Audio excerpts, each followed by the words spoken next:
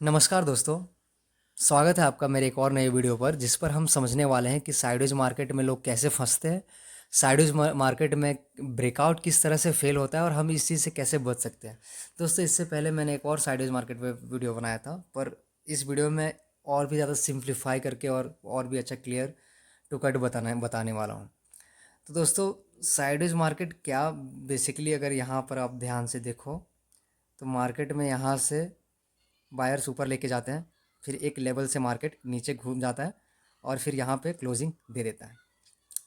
ध्यान से देखना मैं क्या बता रहा हूँ। जैसे मार्केट में बायर्स यहाँ सेल यहाँ पर यहाँ से बायर्स ऊपर लेके जाते हैं, फिर इस लेवल से नीचे लेके आते हैं और कहीं यहाँ पे मार्केट क्लोज कर देता है। ठीक है, तो अब इससे क्या हो गया, इससे देखने को क्या मिल रहा है हमें कि मार्केट में बायर्स यहाँ पे बैठे हैं और सेलर्स यहाँ पे बैठे हैं। ये चीज़ क्लियर हो गया। ठीक है, अब ये क्लियर होने के बाद ना लोग गलती क्या करते हैं कि लोग अब चाहे मार्केट कहीं भी ट्रेड करे, कहीं भी ट्रेड मतलब मार्केट अब किसी भी जगह ट्रेड करे, अब यहाँ ट्रेड करे, वहाँ ट्रेड करे, यहाँ ट्रेड करे, यहाँ ट्रेड करे, उससे मुझे कोई मतलब नहीं। क्योंकि हमारे दिमाग में अल्टीमेटली ये चीज़ होना चाहिए कि एक दिन का हाई और लो बना चुका है और जिसके अंदर पूरा 2 या 3 दिन या 4 दिन जितना दिन भी हो मार्केट अंदर में टाइम पास कर रहा है। अब वो चाहे कितना दिन भी हो सकता है, हमें उस चीज़ से कोई मतलब नहीं। यहाँ पे कितने भी छोटे छोटे ब्रेकआउट्स होते हैं ना, वो ब्रेकआउट्स तो आपको दिखते हैं कि मार्केट नीचे आ रहा है, बट उसके प्रीमियम्स नहीं बढ़ते। अगर आप उसी पर्टिकुलर स्ट्राइक प्राइस के प्रीमियम देखोगे तो प्रीमियम में कोई बदलाव नहीं आता है। अगर मान के चलो यहाँ पर सपोज़ अगर आपने ये डे हाई और यहाँ डे लो इसको नहीं देखा, प्रीवियस डे का डे हाई और डे लो नहीं देखा, और आप आज के डे लो और डे हाई के हिसाब से जज कर रहे हो कि भाई यहाँ पे ब्रेकआउट दे रहा है, पर ये ब्रेकआउट नहीं दे रहा है, ये कहीं ना कहीं मार्केट साइडवेज है। तो साइडवेज मार्केट को ना पहले पहचानना आना होगा आपको। जब तक साइडवेज मार्केट को आप पहचान नहीं पाओगे तब तक आप ट्रैप होते रहोगे। लोगों को क्या लगता है कि यहाँ पे जैसे डे हाई और डे लो बनाया तो मार्केट यहाँ बीच में ट्रेड कर रहा है तो ये साइडवेज ही है। लेकिन लोगों को क्या लगता है कि मार्केट यहाँ से ओपन हुआ, नीचे आया है, यहाँ टाइम बिताया और यहाँ पे नीचे ब्रेकआउट कर रहा है, तो हम इस ब्रेकआउट में ले लेते हैं। लेकिन ये ब्रेकआउट तो हो रहा है यहाँ पे, लेकिन आप कहीं ना कहीं देखोगे कि इस रेंज और इस रेंज के अंदर में ही है, तो कहीं ना कहीं साइडवेज है। तो इस लेवल से अगर मार्केट नीचे भी आ रहा है ना, तो मार्केट में प्रीमियम्स नहीं बढ़ेंगे, और प्रीमियम्स बढ़ेंगे भी ना थोड़ा सा, तो मार्केट यहाँ पे थोड़ा सा टाइम स्पेंड करें, थोड़ा मतलब 5 मिनट भी अगर यहाँ से ग्रीन कैंडल बना दे या 5 मिनट भी थोड़ा सा करेक्शन हो जाए 5 मिनट में, तो प्रीमियम फिर उसी जगह पे आ जाएंगे, प्रीमियम्स फिर उसी जगह पे आ जाएंगे, या फिर जिसने सेल किया होगा ना वो प्रॉफिट में आ जाएंगे। तो ये होता है बेसिकली, इस चीज़ को ना आपको बहुत डीपली समझना पड़ेगा गाइस। आप ध्यान से अगर देखोगे ना, ये सब चार्ट में सब कुछ दिखता है आपको। चार्ट अगर आप सही से देखते हो, सही से एनालाइज करते हो, आपको सब कुछ दिखता है यहाँ पे। और चीज़ मैं बता दूँ, जैसे कि अभी मार्केट यहाँ पे आपको पता है कि यहाँ पर सेलर्स है, यहाँ पर बायर्स हैं, ठीक है, और कहीं भी बीच में ट्रेड करे, कहीं भी छोटे छोटे ब्रेकआउट्स मिले, तो हमारे दिमाग में पहला चीज़ ये क्लियर हो जाना चाहिए कि ये छोटे ब्रेकआउट्स आ रहे हैं, मतलब छोटे लोगों के एसएल्स कटने की वजह से आ रहे हैं।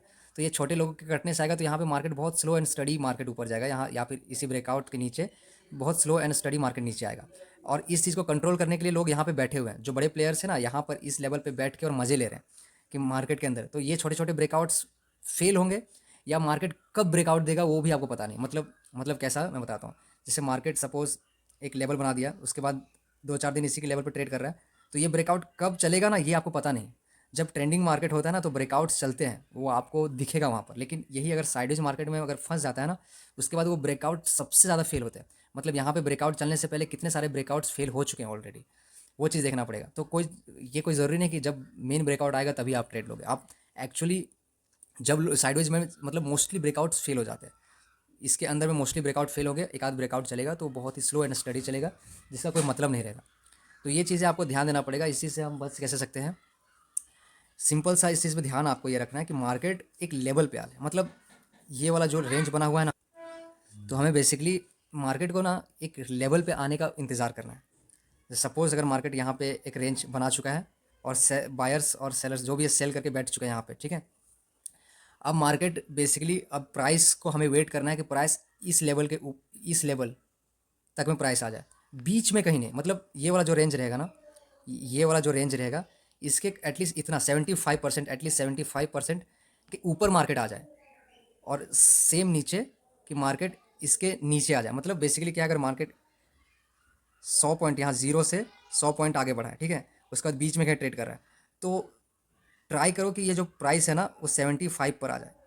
75 पर आ जाए और वहाँ टाइम बिता के अगर निकलने लगे ना ऊपर, तब प्राइस के मूवमेंट के चांसेस होते हैं। और साइडवेज मार्केट में मोस्टली ट्रैप भी इसलिए भी होते हैं लोग, क्योंकि देखो फर्स्ट ब्रेकआउट ना हमेशा फेल होता है। फर्स्ट ब्रेक जैसे देखो यहाँ पर सपोज यहाँ पर जो यहाँ पे जो कैंडल आ रहे हैं, तो यहाँ पर जो ऑलरेडी जो सेलर्स बैठे हुए हैं ना, वो डरेंगे नहीं, ये वाला कैंडल देख के वो डरने वाले नहीं, क्योंकि वो ऑलरेडी अगर प्राइस यहाँ पर भी आ जा रही है ना, तो वो प्रॉफिट में ही है, तो वो डरेंगे नहीं जब तक यहाँ पे एक 15-20 मिनट सस्टेन करके और फिर उसका जो फ्रेश लो होगा उसको ब्रेक करके नीचे नहीं आए, तब तक ये जो बड़े प्लेयर्स हैं ना वो नहीं डरेंगे। वो नहीं डरेंगे इसलिए नहीं डरेंगे क्योंकि उनको पता है कि मार्केट यहाँ पे 5-10 मिनट भी बिताने लगे ना और थोड़ा सा भी करेक्ट करे ना, तो फिर से ये बहुत अच्छा खासा प्रॉफिट में आ जाएंगे। तो ये लोग चांस लेने के फिराक में रहते हैं कि चांस एक मिल जाए इसको।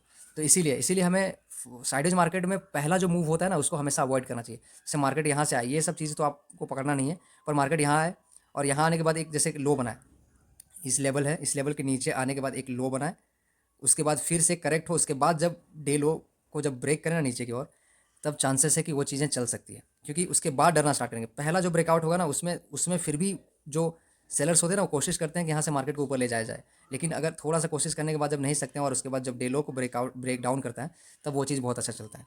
जैसे सपोज यहाँ पे नीचे आ रहा है, तो वो लोग ये लोग अभी डरना नहीं चालू करेंगे। ये लोग डरेंगे कब, जब यहाँ पर जब ये सब लोग ट्राई करेंगे पहला ऊपर ले जाने का, और जब नहीं ले जा सकेंगे और उसके बाद जब इसका जो डे लो होगा या सबसे जो नीचे का लो होगा, उसके बाद जब ब्रेक डाउन करने लगेगा, तब जाके डरना स्टार्ट करेंगे। सिंपल है। तो हमें ये ध्यान रखना है कि साइडेज मार्केट में एक रेंज होगा, उसके ये वाले बीच वाले रेंज में ब्रेकआउट ब्रेक डाउन पे ट्रेड नहीं लेना है, क्योंकि आपको यहाँ पर तो दिखता है कि ब्रेकआउट चल रहा है, बट वो प्रीमियम्स में आपको नहीं दिखेंगे। प्रीमियम्स में 5 मिनट 10 मिनट में फिर से प्रीमियम नीचे आ जाते हैं और आप फिर से लॉस में चले जाओगे, आप उसको होल्ड नहीं कर पाओगे। आपको एकदम 5-10 पॉइंट 5-6 पॉइंट पे निकलना पड़ेगा, तो वो चीज़ें बहुत ही रिस्की हो जाता है। इसीलिए आप ट्राई करो कि मार्केट इस रेंज के बाहर आने जान दो। Thank you guys, thank you so much.